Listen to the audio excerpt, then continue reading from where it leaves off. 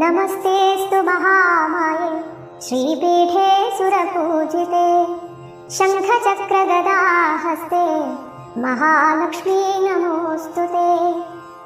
नमस्ते गरुडारूढे कोलासुरभयङ्करी सर्वपापहरे देवी महालक्ष्मी नमोऽस्तुते।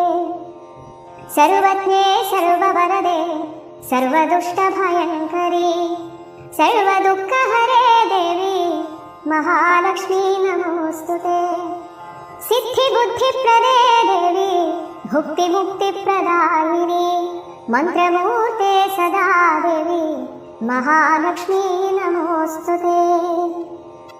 आद्यन्तरहिते देवी आद्यशक्तिमहेश्वरी योगजे योगसम्भूते महालक्ष्मी नमोऽस्तुते।